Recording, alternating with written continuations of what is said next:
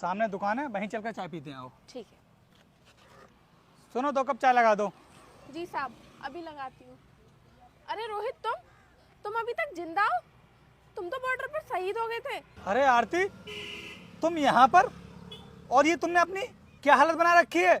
अरे कहाँ कहाँ नहीं ढूंढा मैंने तुमको, और तुम यहाँ पर दुकान चला रही हो। अरे ये सब क्यों कर रही हो तुम? रोहित, तुम्हारे शहीद होने की खबर सुन के मैं पूरी तरीके से टूट गई थी और मुझे सहारा देने वाला भी कोई नहीं था। इसी वजह से मैंने ये छोटी सी दुकान खोल ली जिससे कि मेरा गुजारा हो सके। और क्या बोल रहे हो तुम कि तुमने मुझे हर जगह ढूंढा?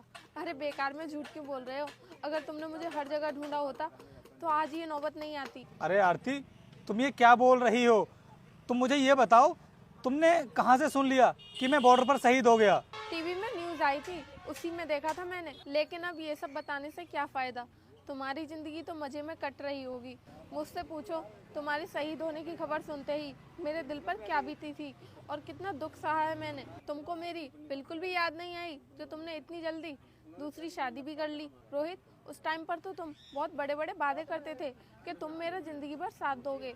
यही साथ था तुम्हारा। लेकिन मैं अपने वादे कभी नहीं भूली। आज भी तुम्हें याद करके बहुत परेशान रहती हूँ। और दूसरी शादी के बारे में तो मैंने कभी सोचा भी नहीं। आरती, तुम ये क्या बोल रही हो?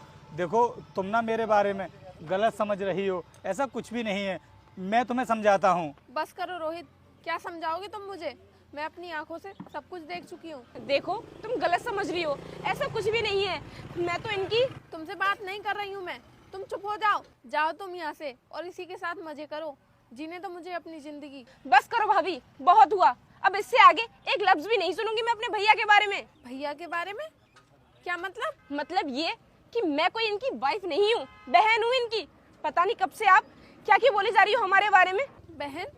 लेकिन मैंने तो पहले कभी आपको देखा नहीं है। आरती, मैं समझाता हूँ तुम्हारे लिए। ये मेरी मौसेरी बहन है। जिस टाइम पर हमारी शादी हुई थी ना, उस टाइम पर इसके एग्जाम्स चल रहे थे। उसकी वजह से ये हमारी शादी में आ नहीं पाई थी। बस इसी वजह से तुम इससे कभी मिल नहीं पाई हो। और तुम ना जाने इतनी देर से हमारे बारे में क्या क्या सोचे जा रही हो। तुमने क्या सोचा आरती कि मैंने तुमसे जो वादे किए थे मैं उन वादों को भूल जाऊंगा? मैं अपने वादे कभी नहीं भूला हूँ, और ना ही आज तक मैंने कोई शादी की है। और जो खबर तुमने टीवी में देखी थी ना, उसमें कई फौजी देश के लिए शहीद तो हुए थे, और उसमें मुझे भी बहुत गहरी चोट आई थी। उसके बाद मुझे तुरंत ही हॉस्पिटल में एडमिट कर दिया गया। उसके बाद काफ़ी दिनों तक वहाँ पर मेरा इलाज चला था, और जैसे ही मैं हॉस्पिटल से डिस्चार्ज हुआ उसके बाद मैं सीधा घर आया, और घर आकर मैंने देखा तो घर पर ताला लगा हुआ था। मैंने तुम्हें हर जगह ढूंढा, लोगों से भी पूछने की कोशिश की, लेकिन किसी ने भी मुझे तुम्हारे बारे में नहीं बताया। मुझे नहीं पता था कि तुम कहाँ चली गई हो, लेकिन आज अचानक से मैंने तुम्हें यहाँ पर देख लिया। और तुम तो पता